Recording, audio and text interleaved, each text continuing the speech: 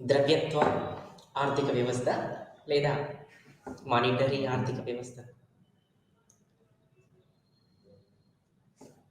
మానవుని యొక్క పరిణామ క్రమం, మానవుడి యొక్క అంటే సామాజిక ఎదుగుదలతో పాటు సామాజిక చైతన్యంలో వచ్చేటువంటి మార్పులతో పాటు ఆర్థిక కార్యకలాపాలలో కూడా అనేకమైనటువంటి మార్పులు వచ్చాయి. ఉదాహరణకి వస్తు మార్పిడి పద్ధతి.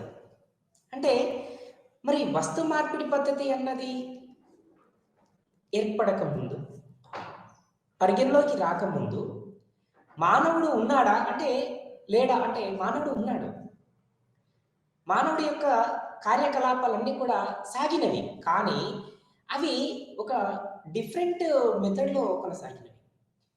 అంటే ట్రాన్సాక్షన్స్ లేకుండా సాగినవి వ్యవహారాలు, ఆర్థిక కార్యకలాపాలు అనేటివి మార్పు, ఎక్స్చేంజ్ అన్నది, ఈ వినిమయం అన్నది లేకుండా కొనసాగింది. అంటే మానవుడే స్వయం పోషకుడిగా తన యొక్క అవసరాల నిమిత్తం, తన యొక్క ఆకలి నిమిత్తం, తన యొక్క అవసరాల నిమిత్తం తానే తన యొక్క అవసరాలు తీర్చుకోవడం కోసం ఆహారాన్ని ఎలా సంపాదించుకోవాలి అనేటువంటి తరుణంలో అతని యొక్క మెదడు, అతని యొక్క జీవన శైలి ఉండేది. కానీ అంటే సాధారణంగా కూడా మానవుడి యొక్క పరిణామ క్రమంలో, జీవన పరిణామ క్రమంలో వస్తున్నటువంటి మార్పులే ఎంతో పరిపక్వతకి దారితీశాయి. అంటే అవసరం మానవుడిని అలా తయారు చేసింది. కాబట్టి మానవుడు ముందుగా తను వస్తు మార్పిడి పద్ధతిని ఏర్పాటు చేసుకున్నాడు. వస్తు మార్పిడి పద్ధతిలో అంటే మరి ఒక వస్తువుకి బదులుగా మరొక వస్తువును సృష్టించడం లేదా ఉత్పత్తి చేయడం, తాను పొందాలనుకునేటువంటి, తనకు అవసరం ఉన్నటువంటి వస్తువును పొందడం కోసం అతని యొక్క పరిధిలో ఏదైతే వస్తువు ఉత్పత్తి జరుగుతుందో అదే ఉత్పత్తిని, వస్తురాశిని ఉత్పత్తి చేసి తను వినిమయం చేసుకోవడం. అలా వినిమయం చేసుకుంటూ తను, ఫర్ ఎగ్జాంపుల్ మనం లాస్ట్ క్లాస్లో కూడా ఈ అంశం పైన ఒక మాట చెప్పుకున్నాం. ఏంటి అంటే వడ్రంగి ఒక వుడెన్ ఫ్లాగ్ను, కార్పెంటర్ అంటాం, వుడెన్ ఫ్లాగ్ను తయారు చేస్తే రైతు, ఈ వుడెన్ ఫ్లాగ్ అన్నది రైతుకు అవసరం ఉండేది. కార్పెంటర్, వడ్రంగి తయారు చేసేవాళ్ళు, చేతి కుల వృత్తులు. అంటే వాస్తవానికి ప్రాచీన నాగరికత వ్యవస్థ అన్నది చాలా ఎకనామికల్గా చాలా పటిష్టవంతమైనదిగానే చెప్పొచ్చు. ఈ వినిమయం లోపల అనేకమైనటువంటి లోపాలుగా మనం గుర్తించినాం. కానీ ప్రతి వ్యక్తి కూడా ఒక ఉత్పత్తిదారుడుగా మారడానికి అవకాశం కల్పించినటువంటి వ్యవస్థ. ఆ పరిణామ క్రమం నుండి మానవుడు ఎంతో నేర్చుకున్నాడు. అదేవిధంగా అతని యొక్క జీవన విధానం లోపల, జీవన పరిణామ క్రమం లోపల వచ్చినటువంటి మార్పులకు అనుగుణంగా, అవసరాలకి అనుగుణంగా, చైతన్యానికి అనుగుణంగా వస్తు మార్పిడిని పద్ధతిని ఎంచుకున్నాడు. సాధారణంగా ఒక వస్తువుకు బదులుగా మరొక వస్తువులు మారకం చేసుకోవడం, తనకి ఒక వస్తువు పొందాలనుకుంటే, కావాలనుకుంటే మరొక వస్తువును ఉత్పత్తి చేసి ఆ ఉత్పత్తి అయిన వస్తువుని వినిమయం చేసుకునేవాడు. పశువుల ద్వారా కావచ్చు, వస్తువుల ద్వారా కావచ్చు, ధాన్యం ద్వారా కావచ్చు. ఇలా వస్తు మార్పిడి పద్ధతి అన్నది చాలా కాలం కొనసాగుతూ వచ్చింది. కానీ ఇందులో అనేకమైనటువంటి లోపాలు ఉన్నాయి. సాధారణంగా మనం లాస్ట్ క్లాస్లో కూడా డిస్కస్ చేసాం, మాట్లాడుకున్నాం. ఏంటి అంటే వినిమయ మాంద్యం లోపం కావచ్చు, తర్వాత మార్పిడి కావచ్చు, విలువల కొలమానంలో లోపాలు కావచ్చు, వినిమయ మాధ్యమంలో లోపాలు కావచ్చు, మూలనిధిలో లోపాలు కావచ్చు, తర్వాత ఒక వ్యక్తి నుండి ఒక వ్యక్తికి మార్పిడి చేయడంలో లోపాలు కావచ్చు. దీని ద్వారా వ్యక్తి లోపట ఒక రకమైనటువంటి ఒక ఆలోచన తట్టింది. అంటే ఈ విధంగా వస్తువులకి బదులుగా మరొక మారకం విలువ అనేది నేను ఉంటే బాగుండు అనుకున్నాడు. కాబట్టి ఏం చేశాడు అంటే సముద్రంలో లభించేటువంటి గవ్వలని వినిమయ మారకంగా తను అంగీకరించాడు, తీసుకున్నాడు. ఆ విధంగా ఒక వ్యక్తికి తను ఏదైనా వస్తువుని వినిమయం చేసుకునే సందర్భంలో ఒక 4 గవ్వలు కానీ, ఒక 5 గవ్వలు కానీ అట్లా ఇచ్చేవాడు. అంటే మళ్ళీ తిరిగి ఆ వ్యక్తి మరొక వ్యక్తికి ఆ గవ్వలని ఇచ్చి తనకు కావాల్సినటువంటి వస్తువులని పొందడం.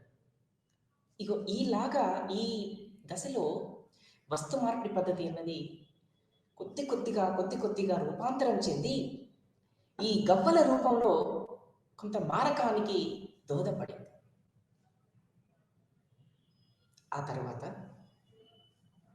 క్రమక్రమంగా మరి గవ్వలతోటి మొదలైనటువంటి మారకం క్రమక్రమంగా అది నాణ్యాల వైపు సైడు తీసుకొచ్చింది వ్యవస్థ. అంటే అవి రాగి నాణ్యాలు కావచ్చు, లేదా ఇతరత్ర ఇనుముతోటి తయారు చేసినటువంటి నాణ్యాలు కావచ్చు, లేదా మనం సిల్వర్ కాయిన్స్ కావచ్చు, గోల్డ్ కాయిన్స్ కావచ్చు. అంటే మామూలుగా ఇప్పుడు ఉన్నటువంటి బంగారము, వెండికి ఉన్నటువంటి ధరలు కావచ్చు, వాటి విలువలు కావచ్చు, వాటి యొక్క డిమాండ్ కావచ్చు, ఈ వస్తు మార్పిడి పద్ధతి ముగిసేటువంటి తరుణంలో అంత డిమాండ్ ఉండేది కాదు, అంత వినియోగం కూడా ఉండేది కాదు. కాబట్టి వాటిని కేవలం ఆ ఆభరణాలతో పాటుగా వాటిని ఎక్కువగా ఈ కాయిన్స్ రూపంలో వాటిని మారకం చేసుకోవడం అన్నది జరుగుతూ ఉండేది. అంటే సిల్వర్ కాయిన్స్ కానీ, గోల్డ్ కాయిన్స్ కానీ, ఇతరత్ర విలువైన మెటల్స్ ద్వారా కావచ్చు, వాళ్ళు కాయిన్స్ని ముందుగా ఏర్పాటు చేసుకున్నారు. ఆ తర్వాత ప్రింటింగ్ కరెన్సీకి దోహదపడింది. అంటే ఇప్పుడు ఇక మొదలైపోయింది మానిటరీ ఆర్థిక వ్యవస్థ అన్నది. అంటే పూర్తిగా వస్తు మార్పిడి పద్ధతికి స్వస్తి పలికేసినాం. ఎక్కడి నుండి పలికేసినాం? ఎప్పుడైతే మానవుడి యొక్క మేధస్సులో, మానవుడి యొక్క జీవన విధానంలో కొంత చైతన్య కదలికలు మొదలయ్యాయో అతను ఈ వస్తు మార్పిడి పద్ధతి స్థానంలో, ఈ వినిమయ స్థానంలో మరొక సాధనాన్ని వినియోగించాలి అనుకున్నాడు. కాబట్టి అతను సముద్రంలో లభించేటువంటి గవ్వలను తీసుకున్నాడు. అక్కడి నుండి తిరిగి కాయిన్స్ రూపంలో మెటల్ కాయిన్స్ రూపంలోకి వచ్చేసింది. ఇంకా మెటల్ ఎగ్జాంపుల్ ఐరన్ తోటి చేసినవి కావచ్చు, కాపర్ తోటి, రాగితోటి చేసినవి కావచ్చు, ఇనుముతోటి చేసినవి, రాగితోటి చేసినవి, వెండితోటి చేసినవి, తర్వాత బంగారంతో చేసినవి, ఇతరత్ర విలువైన మెటల్ తోటి చేసినటువంటి కాయిన్స్ అన్ని కూడా అతను అంగీకరించాడు. ఇన్ని కాయిన్స్ ఇస్తాను, ఇంత నాకు ధాన్యం ఇవ్వండి. ఇన్ని కాయిన్స్ ఇస్తాను, ఇంత భూమి ఇవ్వండి. ఇన్ని కాయిన్స్ ఇస్తాను, ఇంత నాకు ధాన్యం ఇవ్వండి. ఇన్ని కాయిన్స్ ఇస్తాను, ఇన్ని నాకు వస్తువులు ఇవ్వండి. ఈ విరూపకంగా, ఈ విధంగా ఇక మానిటరీ ఆర్థిక వ్యవస్థకు, ద్రవ్యత్వ ఆర్థిక వ్యవస్థకు అంకురార్పణ జరిగింది. ఈరోజు మనం వినియోగిస్తున్నటువంటి కరెన్సీ ఇంకా చాలా అభివృద్ధి చెందుతూ వచ్చేసింది. అంటే మామూలుగా కరెన్సీతో పాటుగా డిమాండ్ డిపాజిట్లు కావచ్చు, టైం డిపాజిట్స్ కావచ్చు, చెక్స్ కావచ్చు, బాండ్స్ కావచ్చు, పోస్ట్ ఆఫీస్ సేవింగ్ డిపాజిట్స్ కావచ్చు. ఇగో ఈ డిపాజిట్స్ అన్నీ కూడా ఇంకా మనం ద్రవ్యత్వాభిరుచి ద్రవ్యత్వ ఎకనామీలో ఆర్థిక వ్యవస్థలో ఒక భాగంగానే చూస్తున్నాం. అంటే ఎప్పుడైతే ఈ ద్రవ్యత్వాభిరుచి అన్నది ద్రవ్యం పైన ఎక్కువైతే మరి మానవుడికి ఇంకా ఆలోచన కలిగిందో, ఈ ద్రవ్యత్వ ఆర్థిక వ్యవస్థకి ఎప్పుడైతే అంకురార్పణ జరిగిందో అక్కడి నుండి ఆర్థిక కార్యకలాపాలు విస్తృతం కావడం మొదలయ్యాయి. అంటే సులభతరమైంది, వస్తు మారకం సులభతరమైంది, వస్తు వినియోగం సులభతరమైంది, వస్తు పంపిణీ సులభతరమైంది. కాబట్టి ఆర్థిక కార్యకలాపాల విస్తృత పరిధి పెరిగి, ఆర్థిక కార్యకలాపాల పరిధి విస్తృతంగా పెరిగి క్రమక్రమంగా ఇంతింతై వటుడింతై అన్నట్టుగా ప్రతి ఆర్థిక వ్యవస్థ ఈరోజు ఉన్నటువంటి దశకి దిశకి చేరుకుంది. దానికి కారణం ద్రవ్యం. ఖచ్చితంగా చెప్పవచ్చు, ద్రవ్యం అనేది లేకపోతే ఈరోజు ప్రపంచ దేశాల ఆర్థిక అభివృద్ధిని, ప్రపంచ దేశాల ప్రగతిని మనం ఊహించలేము, చెప్పలేము. ఉండేది కాదు మనం చెప్పవచ్చు, ఉండేది కాదు అనే చెప్పాలి.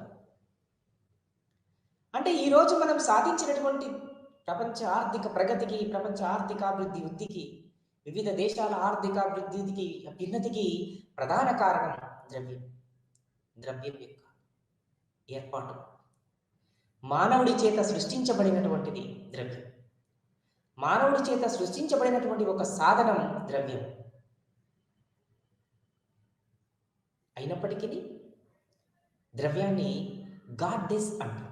అంటే ద్రవ్యంలో కూడా మనం దైవత్వాన్ని చూస్తూ ఉంటాం. ఎందుకు దైవత్వాన్ని చూస్తూ ఉంటాం?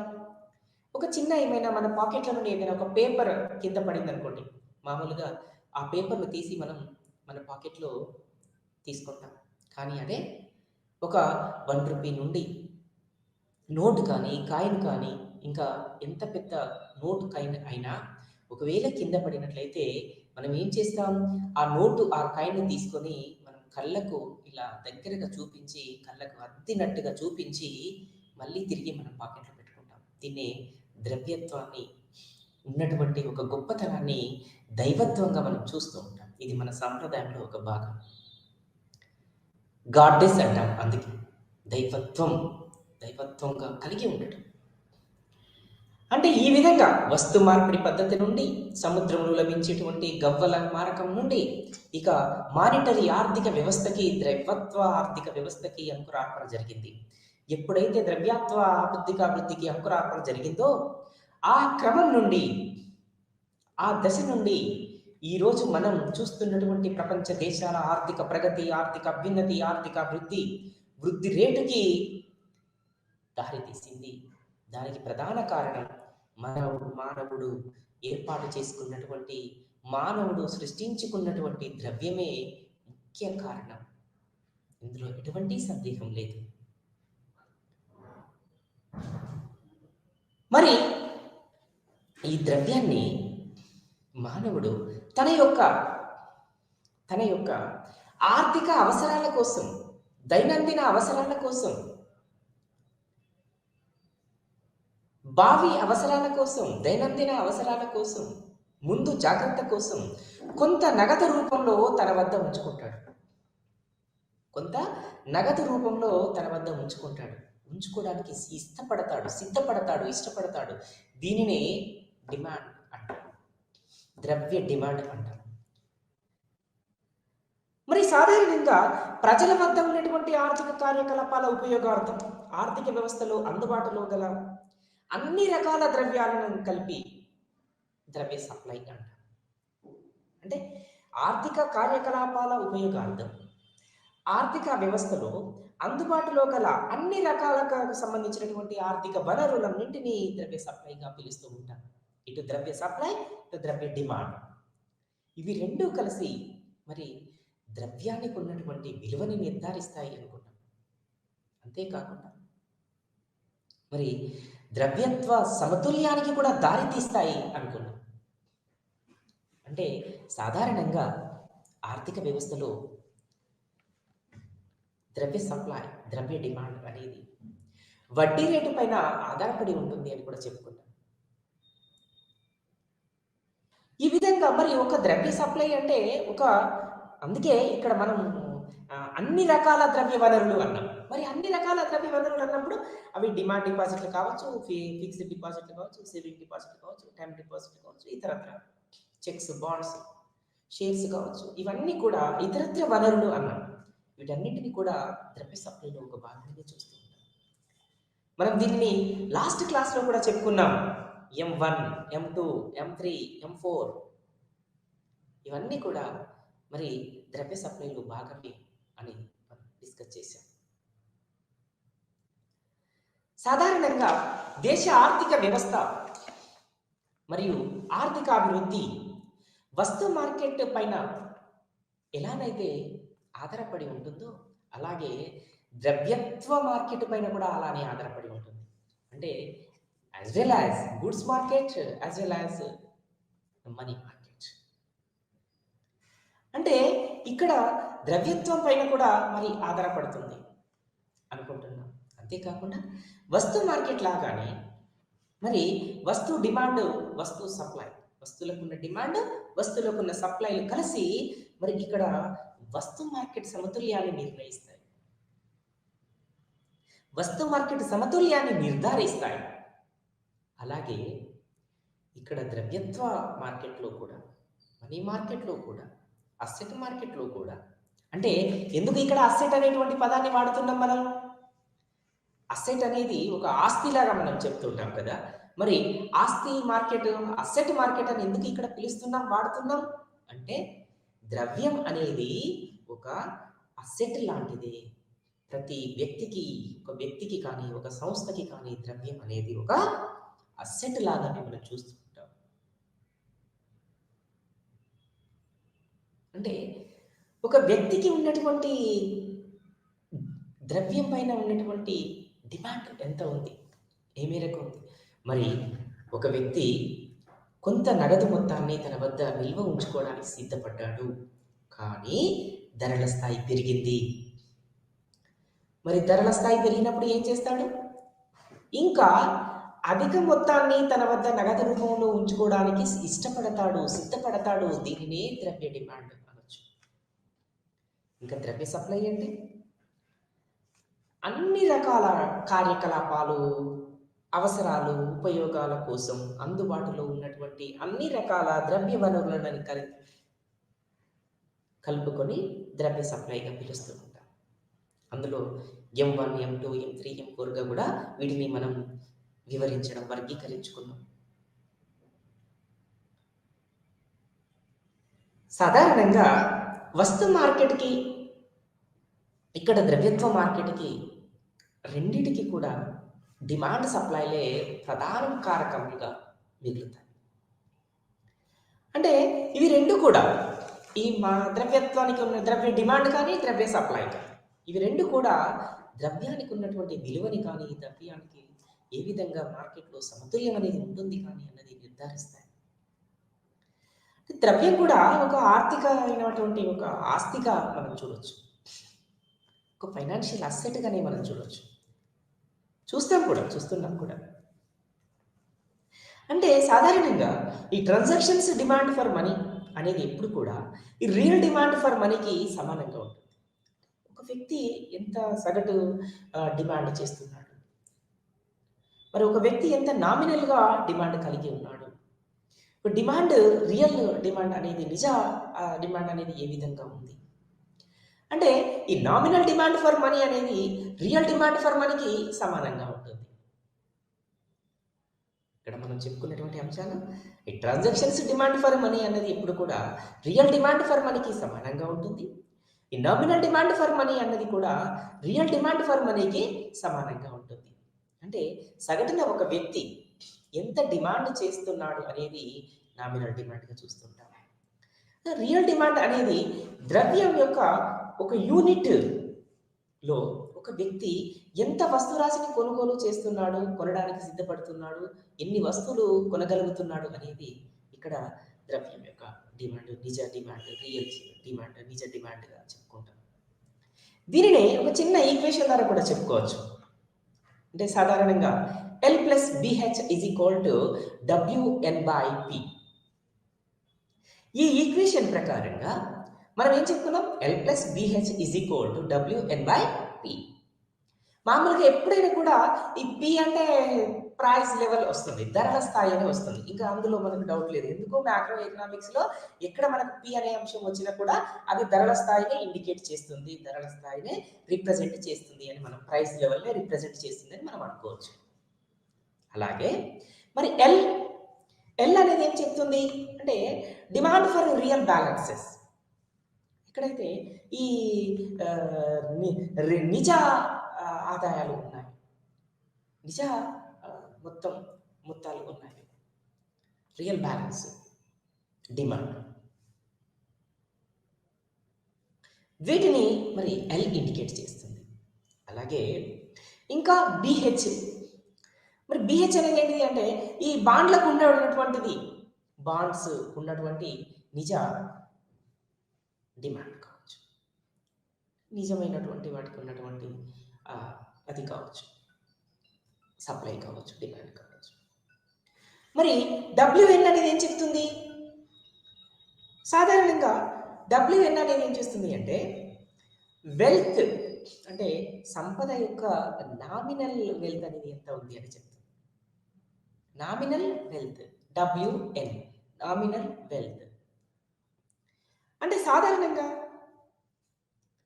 ఈ మానవుడు ఎంత అయితే ఒక వ్యక్తి అయితే ఎంతైతే తను కోరుకుంటున్నాడు నగదు రూపంలో ఉండడానికి అన్నది ఒక నామినల్గా చెప్తాడు. అంటే ఎంత అంటే ఇక్కడ నిజంగా, రియల్గా, లేదా నిజ,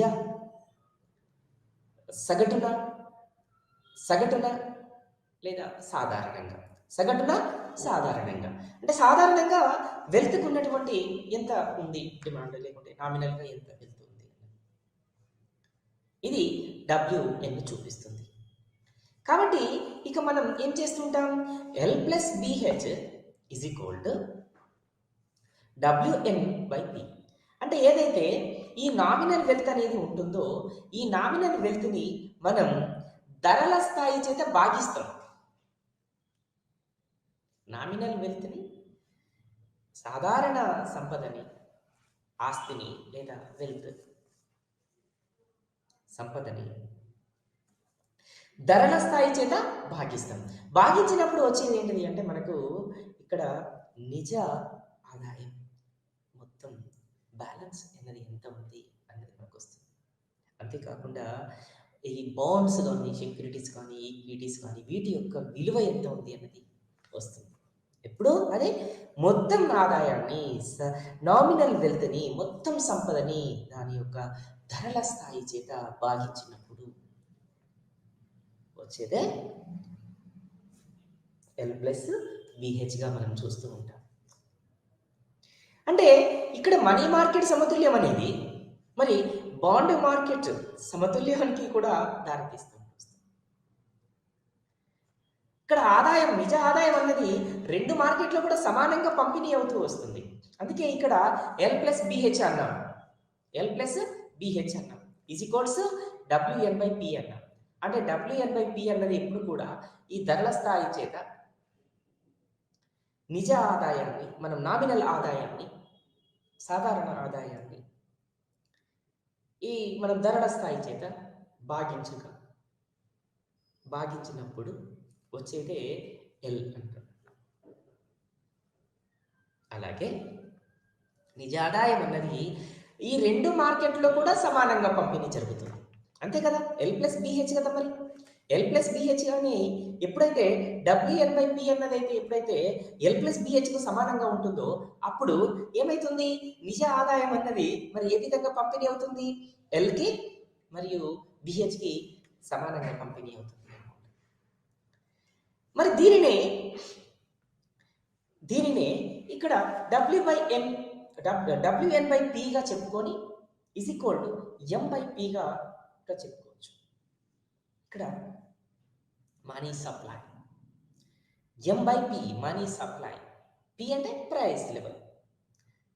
మనీ సప్లైని డివైడెడ్ బై P అంటే మనీ సప్లైని ధరల స్థాయి చేత మనం భాగించగా మనకి ఏమొస్తుంది అనుకుంటున్నాం? WN/P కూడా వస్తుంది అనుకుంటున్నాం. అంటే మళ్ళీ దీనికి ఏం చేయాలి? ఒక SBని యాడ్ చేయాలి.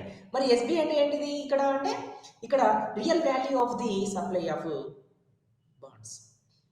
ఎందుకు బాండ్స్ అంటున్నాం అంటే మనం ద్రవ్య సప్లైలో బాండ్స్, చెక్స్, ఈక్విటీస్ ఏవైతే డీడీస్, ఏవైతే ఎస్డీస్ ఇవన్నీ ఉన్నాయో, saving deposits, demand deposits, time deposits, fixed deposits అనుకుంటున్నామో ఇవన్నీ కూడా ఏం చేస్తుంది?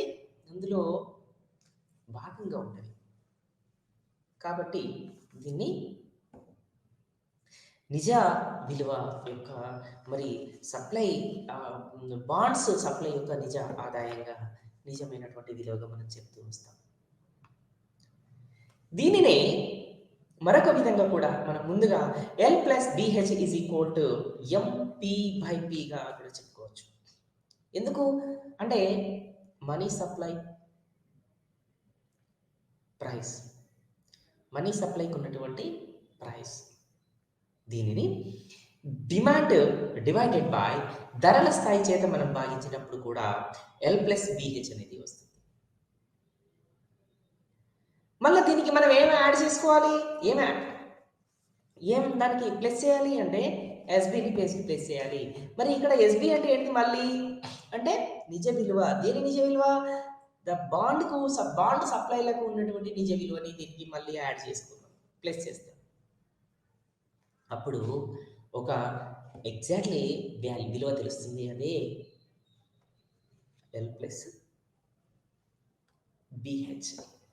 L+BH. మరి ఒక వ్యక్తి లేదా కుటుంబం దైనందిన అవసరాల కోసం కానీ, లేదా దాని మనీకి ఉన్నటువంటి డిమాండ్ కానీ, లేదా ద్రవ్యానికి ఉన్నటువంటి డిమాండ్ కానీ, ముందు జాగ్రత్త కోసం కానీ, భవిష్యత్ అవసరాల కోసం కానీ, వ్యక్తులు కానీ, సంస్థలు కానీ కొంత ద్రవ్యాన్ని కానీ, కొంత నగదును కానీ, నగదు రూపంలో కానీ ఉంచుకోవడం, దీన్ని నిజ ఆదాయం అని కూడా మనం పిలుస్తూ ఉంటాం. ఇది ఒక నిర్ణీత కాలానికి సంబంధించిందిగా ఉంటుంది. కానీ ఆ కాలంలో మరి ధరల స్థాయి పెరిగితే, ఆ సమయంలో ధరల స్థాయి పెరిగితే, అప్పుడు ధరల స్థాయి ఎప్పుడైతే పెరుగుతుందో అప్పుడు వ్యక్తులు ఇంకా అధిక మొత్తంలో నగదుని, ఎక్కువ నగదుని వాళ్ళు తమ వద్ద ఉంచుకోవడానికి ఇష్టపడతారు. దీన్ని డిమాండ్ ఫర్ మనీ అని చెప్తూ ఉంటారు. అంటే ఎప్పుడైతే ధరల స్థాయికి మనీ డిమాండ్కి, ధరల స్థాయికి మనీ సప్లైకి చాలా దగ్గరి సంబంధం ఉంటుంది. ఎందుకోసం అంటే ఇవి రెండు కలిసే ధరల స్థాయిని నిర్ణయిస్తాయి. ఇంకా మరొక అంశం ఏంటంటే నిజ వడ్డీ రేటు. నిజ వడ్డీ రేటు కూడా ఇక్కడ ద్రవ్య సప్లైని, ద్రవ్య డిమాండ్ని నిర్ణయిస్తుంది. అంటే డిమాండ్ అనేది ఎప్పుడైనా సప్లైకి సమానమైనప్పుడు, అంటే మనం ఇందాక చెప్పుకున్నాం వస్తువు మార్కెట్లో ఎలాగనైతే వస్తువు డిమాండ్, వస్తువు సప్లైలు సమానం అవుతాయో అక్కడ అదే విధంగా మరి ద్రవ్య మార్కెట్లో కూడా ద్రవ్య డిమాండ్, ద్రవ్య సప్లై సమానమవుతాయి. అంటే ద్రవ్య డిమాండ్, ద్రవ్య సప్లైలు సమానమైన చోట మార్కెట్ సమతుల్యం అన్నది ఏర్పడుతుంది. ద్రవ్యత్వ మార్కెట్ సమతుల్యం అన్నది ఏర్పడుతుంది. ద్రవ్యత్వ మార్కెట్ సమతుల్యానికి దారి తీస్తుంది. అందుకే ద్రవ్య డిమాండ్ పరిమాణం తగ్గినప్పుడు వడ్డీ రేట్లో మార్పు వస్తుంది. సాధారణంగా ద్రవ్య డిమాండ్ పరిమాణం పెరిగింది అనుకుందాం, అప్పుడు వడ్డీ రేటు తగ్గుతుంది. ద్రవ్య డిమాండ్ పరిమాణం తగ్గింది అనుకుందాం, అప్పుడు వడ్డీ రేటు పెరుగుతూ వస్తుంది. ఇవి రెండు అంశాలు కూడా ద్రవ్య డిమాండ్, ద్రవ్య సప్లై పైన ఆధారపడి ఉంటుంది. సాధారణంగా ద్రవ్య సప్లై పెరిగినప్పుడు ద్రవ్య డిమాండ్ తగ్గడం, ద్రవ్య సప్లై తగ్గినప్పుడు ద్రవ్య డిమాండ్ పెరగడం జరుగుతుంది. అదేవిధంగా మరి ద్రవ్య డిమాండ్ తగ్గినప్పుడు వడ్డీ రేటు పెరగడం, ద్రవ్య డిమాండ్ తగ్గినప్పుడు వడ్డీ రేటు పెరగడం, పరిమాణం తగ్గినప్పుడు మరి ఈ ద్రవ్య డిమాండ్ పరిమాణం పెరిగినప్పుడు వడ్డీ రేటు తగ్గడం జరుగుతుంది. ఇక్కడ ఈ రెండు అంశాలకి కూడా విలోమ సంబంధం ఉంటుంది.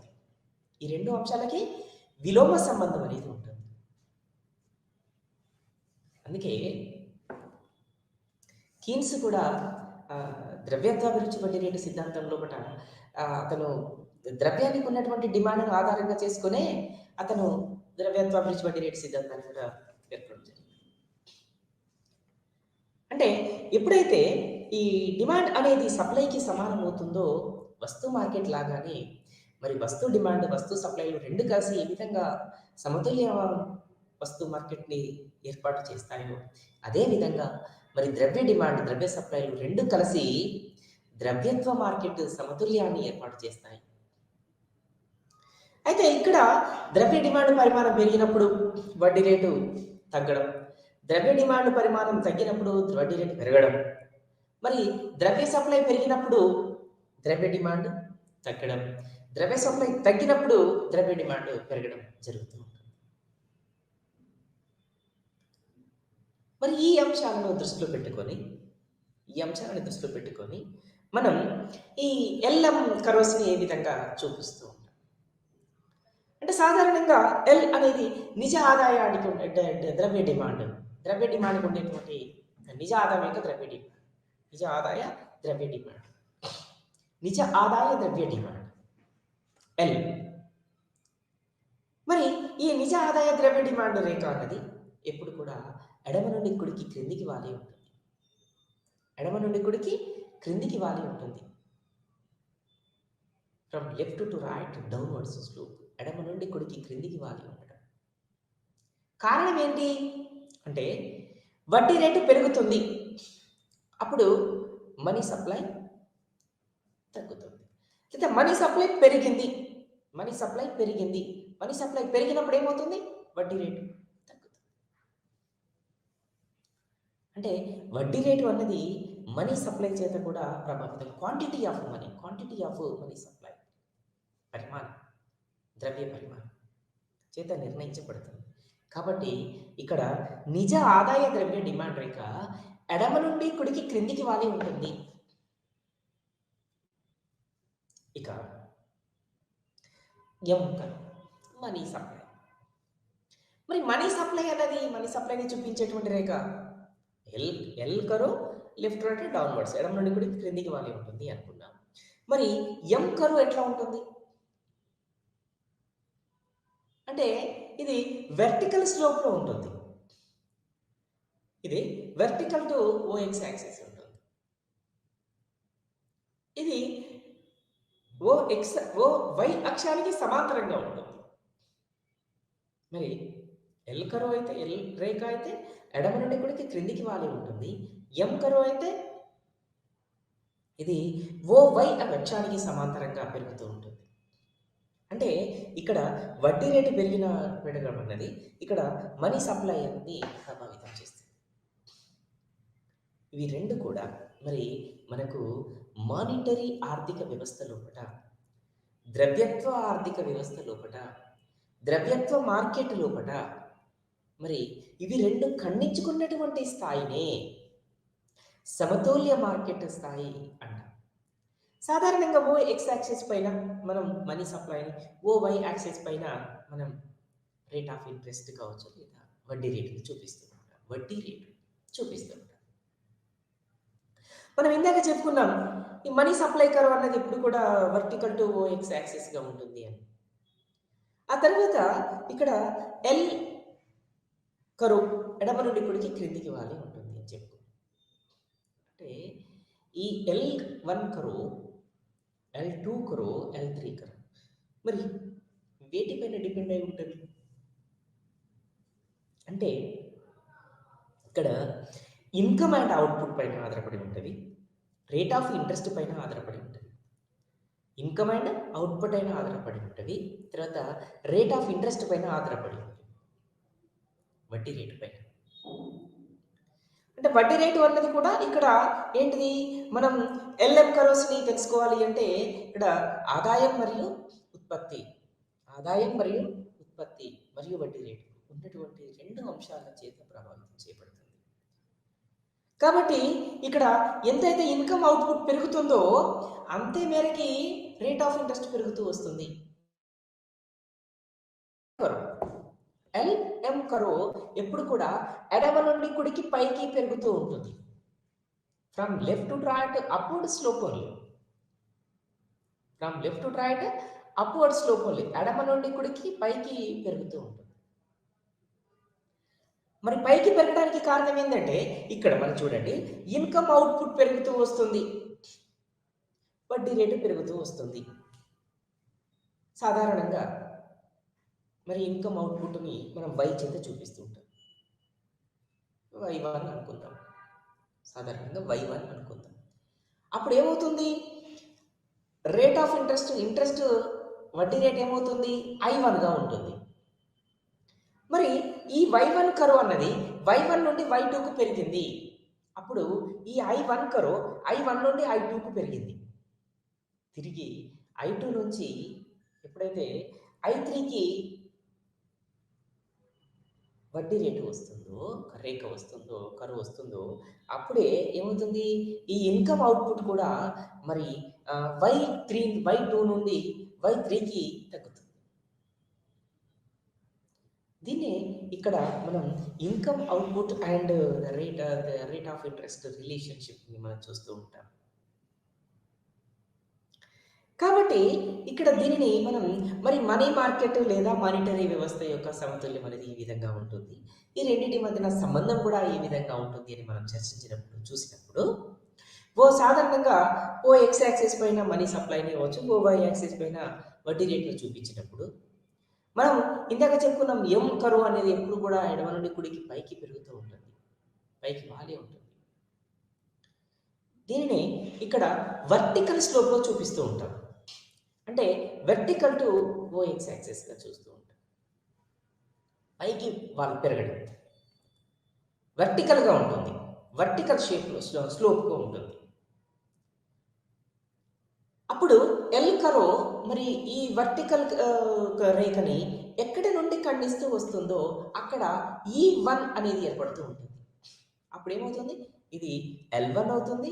అక్కడ E1 పాయింట్ ఏర్పడుతుంది. మరి E1 పాయింట్ ఏర్పడినది ఇక్కడ M1గా ఉంటుంది. అది I1గా ఉంటుంది. తిరిగి L1 కాస్త L2గా షిఫ్ట్ కావాలి అనుకుంటే అప్పుడు వడ్డీ రేటు మళ్ళీ పెరగడం మొదలవుతుంది. అంటే వడ్డీ రేటు మళ్ళా కొంచెం పెరిగినప్పుడు ఏమవుతుంది అంటే మళ్ళీ తిరిగి L1 రేఖ అనేది L2కు షిఫ్ట్ అవుతుంది. L2కి షిఫ్ట్ అయినప్పుడు మరి ఈక్విలిబ్రియం పాయింట్ ఏమవుతుంది? E1 పోయి E2 అవుతుంది. దెన్ ఆఫ్టర్ మరి E1, E2 నుండి మళ్ళీ E3కి ఈక్విలిబ్రియం పాయింట్ వస్తుంది ఉంటుంది. అప్పుడు మనం ఎలా చూస్తాం? మరి ఆ దశలో ఎలా చూస్తాం?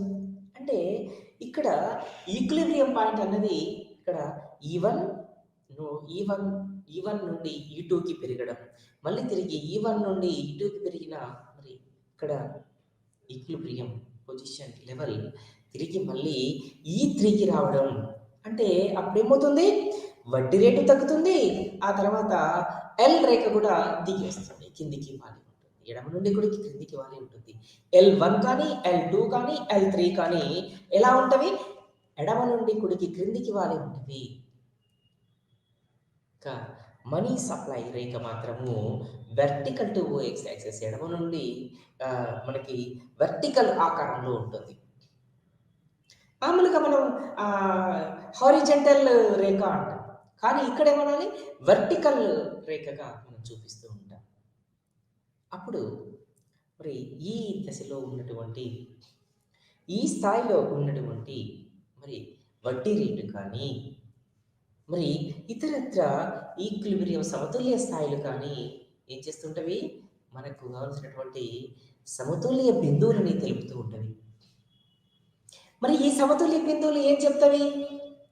అంటే ఈ సమతుల్య బిందువుల ఆధారంగా మనం మరి money market, money supply, market, ద్రవ్య డిమాండ్, ద్రవ్య సప్లైలని మనం అంచనా వేసుకోవడానికి వీలవుతుంది. కాబట్టి ఇక్కడ స్థూల ఆర్థిక విశ్లేషణలో భాగంగా కీన్స్ కావచ్చు, లేదా రాబర్ట్సన్ కావచ్చు, ఇతరత్ర ఆధునిక అర్థశాస్త్రవేత్తలు, అంటే ఎవరు మరి ఆధునిక అర్థశాస్త్రవేత్తలు అంటే కీన్స్ తదనంతరం, కీన్స్ వెలుగులోకి వచ్చిన తర్వాత మరి విలువైనటువంటి నిర్వచనాలు అర్థశాస్త్రానికి ఇచ్చిన అర్థశాస్త్రవేత్తలందరినీ కూడా ఏమంటాం? మోడర్న్ ఎకనామిస్ట్గా పిలుస్తుంటాం, ఆధునిక ఆర్థికవేత్తలుగా పిలుస్తూ ఉంటాం. ఈ క్రమంలో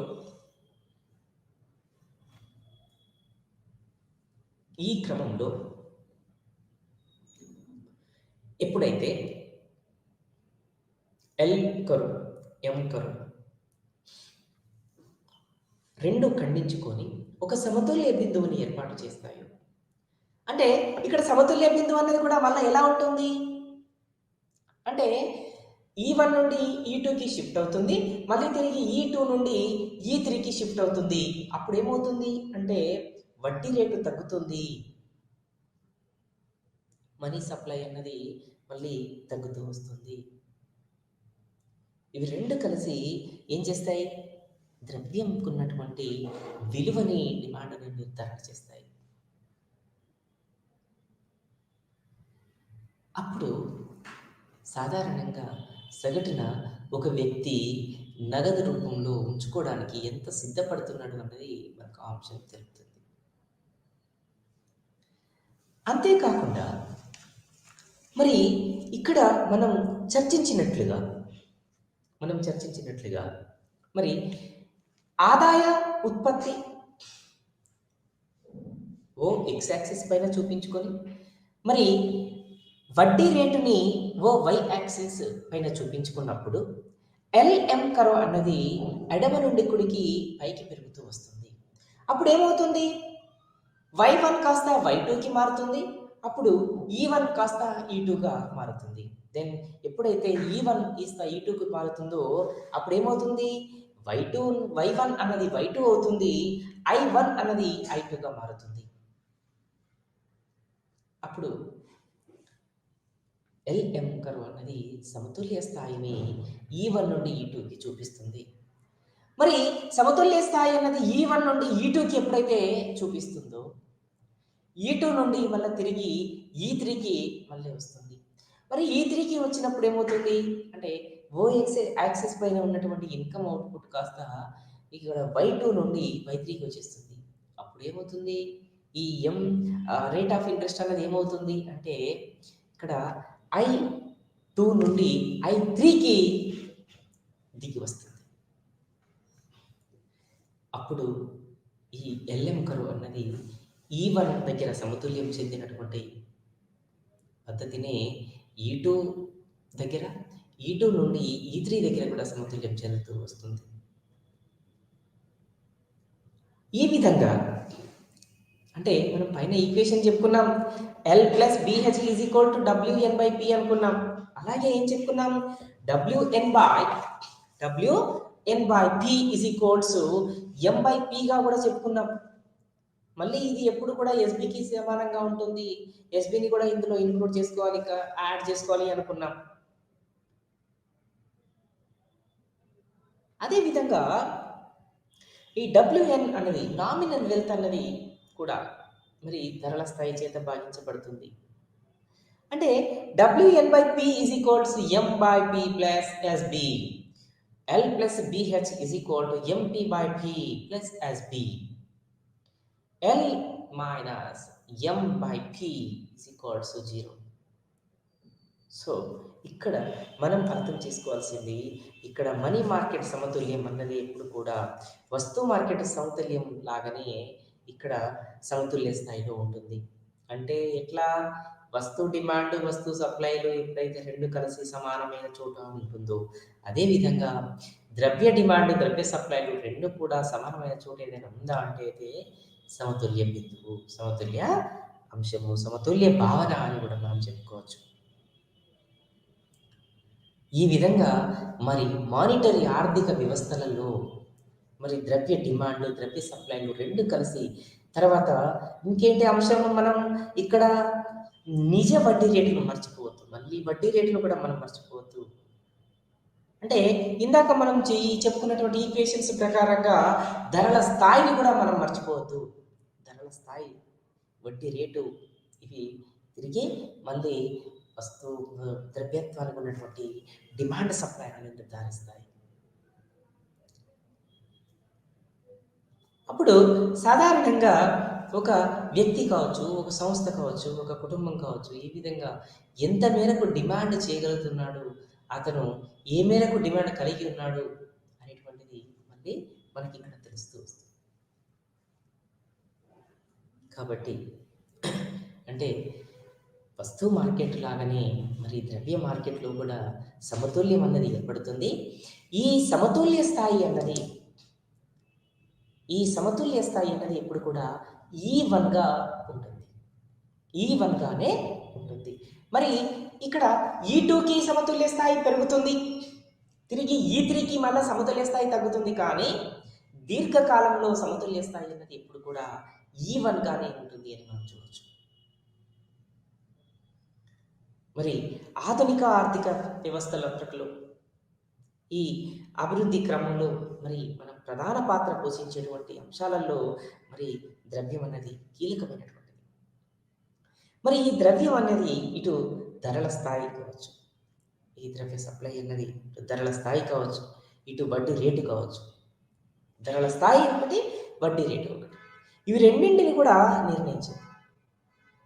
ఈ ద్రవ్య సప్లై చేత ప్రభావితం చేయబడుతుంది ఆర్థిక ప్రగతి. ప్రస్తుతం ధరల స్థిరీకరణకి మరియు ద్రవ్య సప్లై అనేది అత్యంత కీలకమైనటువంటి భూమికను పోషిస్తుంది.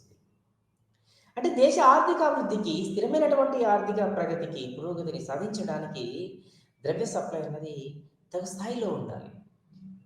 లేకపోతే ఏం జరుగుతుంది అంటే, తగు స్థాయిలో లేకపోతే ఏం జరుగుతుంది అన్నది కూడా ఒక అంశమే. అది ఏమవుతుంది అంటే ఇన్ఫ్లేషన్‌కి కానీ, డిఫ్లేషన్‌కి కానీ మళ్ళీ పెరిగేటువంటి ప్రమాదం ఉంటుంది. కాబట్టి ఈ మనీ మార్కెట్ సమతుల్యం అనేది ఆర్థిక పురోభివృద్ధికి, ఒక పటిష్టవంతమైనటువంటి ఆర్థిక విధానాలను రూపొందించటానికి మరి ఈ మానిటరీ వ్యవస్థ అన్నది, ఈక్విలిబ్రియం సమతుల్యం అన్నది అత్యంత కీలకమైనటువంటి అంశంగా మారుతుంది ఉంటుంది. దీనితో పాటుగా మరి ఈ ద్రవ్య సప్లైలే ఉంటాయా అంటే, మరి ద్రవ్య సప్లైలో డిమాండ్ డిపాజిట్లు ఒక భాగంగా ఉంటాయి. ప్రజలు, వ్యాపార సంస్థలు, ప్రైవేటు విత్త సంస్థలు, కంపెనీలు, వాణిజ్య బ్యాంకుల వద్ద ఉన్నటువంటి నిల్వ, వీటన్నింటినీ కలిపి మనం డిమాండ్ డిపాజిట్లు, ఇది ద్రవ్య సప్లైలో కూడా ఒక భాగంగానే మనం చూస్తూ ఉంటాం. ఈ రకమైన డిపాజిట్లు ఖాతాదారులు ఏ సమయంలోనైనా ఉపయోగించుకోవచ్చు. మరి ఇది చెల్లింపులు చేయవచ్చు. వారికి చెక్కుల ద్వారా లావాదేవీలు పూర్తి చేస్తూ వారు డిమాండ్ డిపాజిట్‌ను ఉపయోగించవచ్చు.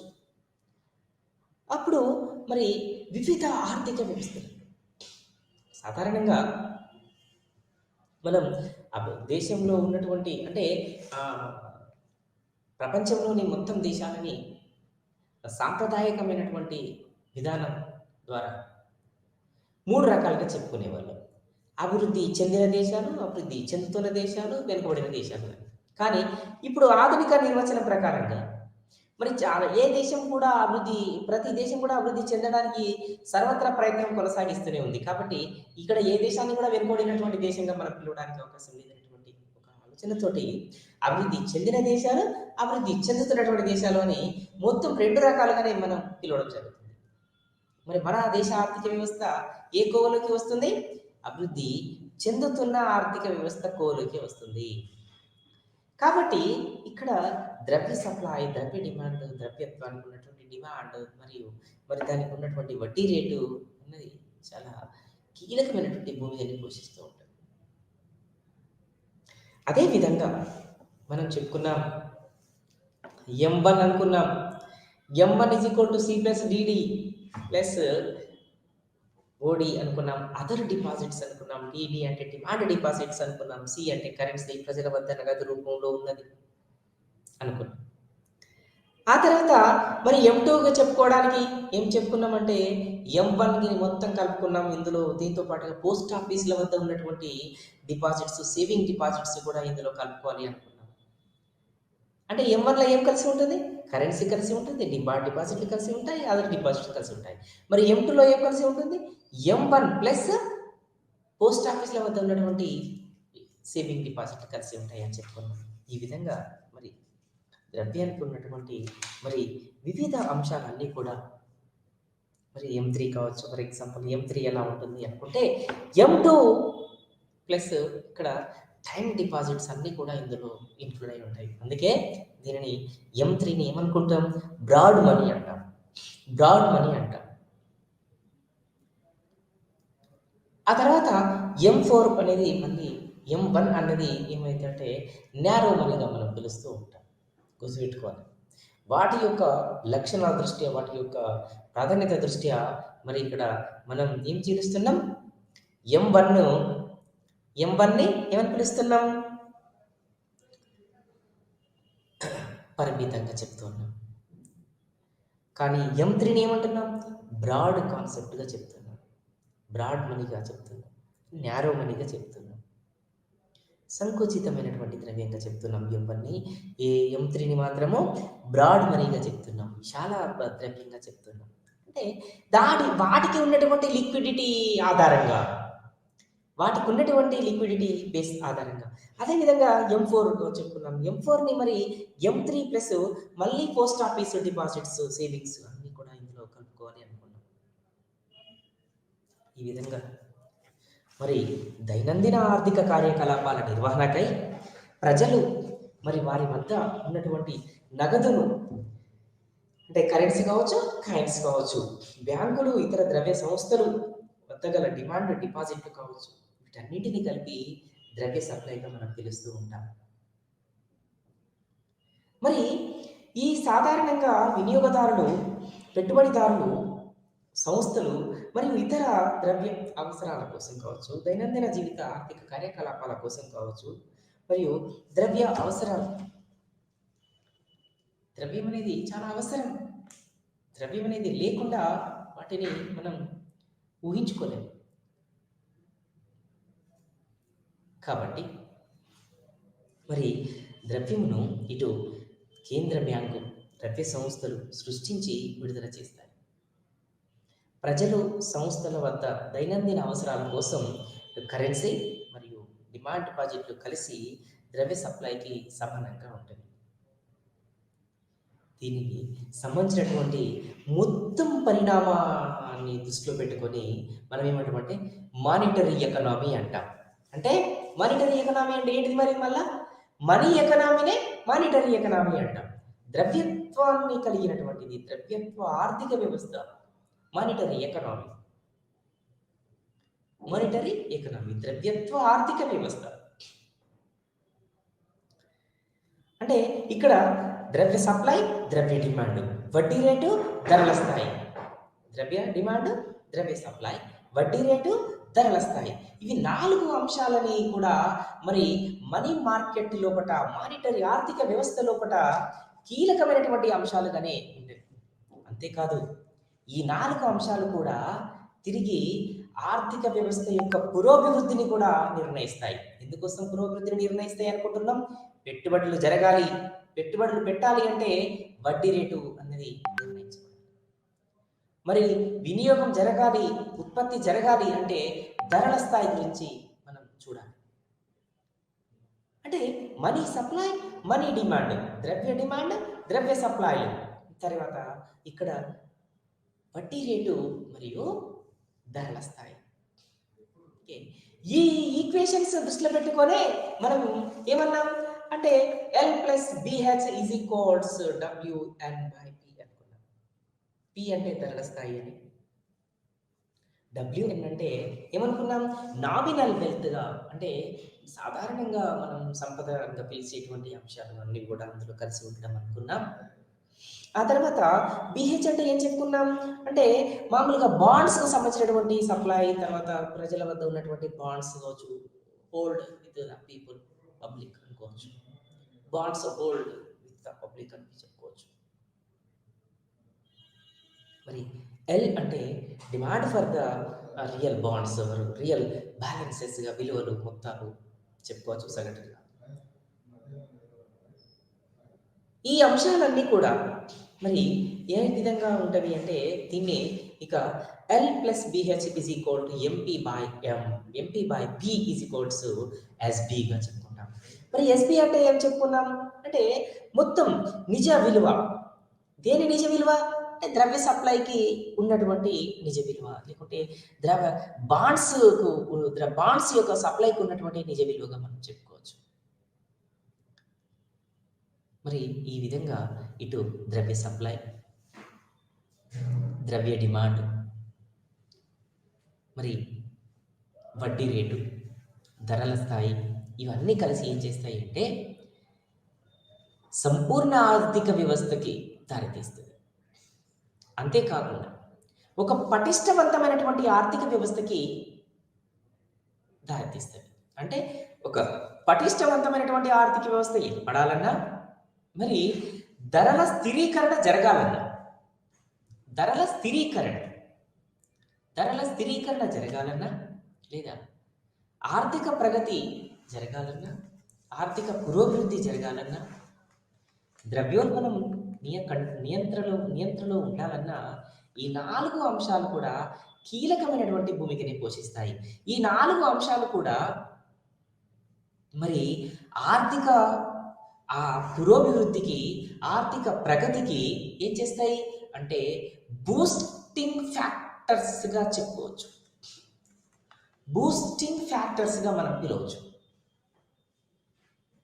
ఈ 4 అంశాలు లేకుండా ప్రస్తుత ఆర్థిక ప్రగతిని కావచ్చు, ప్రస్తుత ఆర్థిక పురోభివృద్ధిని కావచ్చు, ఆర్థిక వృద్ధి రేటును కావచ్చు ఊహించలేము.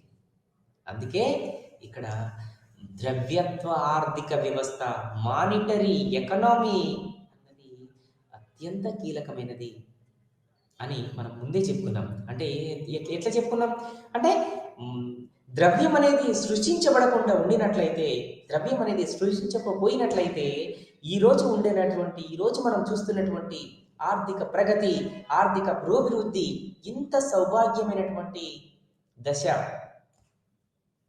ఉండేది కాదు, ఊహించేది కాదు. అందుకు ప్రధాన కారణం ద్రవ్యత్వమే. కాబట్టి ద్రవ్యానికి మనం ఏం చెప్పుకున్నాం, దైవత్వం కూడా ఉంటుంది అనుకున్నాం. ఇది భారతదేశంలో మనం చూస్తున్నటువంటి అంశం. అంటే దైవత్వాన్ని, ద్రవ్యం లోపల కూడా మనం దైవత్వాన్ని చూస్తూ ఉంటాం. చాలా దానికి ఎగ్జాంపుల్స్ చెప్పుకోవచ్చు. తదనంతరం వస్తు మార్పిడి తదనంతరం ఈ విశాలమైనటువంటి ప్రపంచంలో ఇంత ప్రపంచ వృద్ధి రేటు, వివిధ దేశాల వృద్ధి రేటు, ఆర్థిక ప్రగతి, ఆర్థిక సౌభాగ్య దశ, ఆర్థిక పురోభివృద్ధి అన్నది ఈ సాధ్యం కావడానికి మానిటరీ ఆర్థిక వ్యవస్థని, ద్రవ్య ఆర్థిక వ్యవస్థని కీలకమైనటువంటి భూమిక పోషించింది.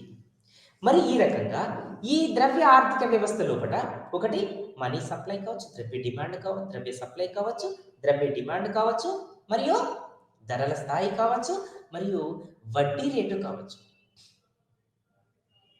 ఈ 4 అంశాలు కీలకమైనటువంటి భూమికను పోషిస్తాయి.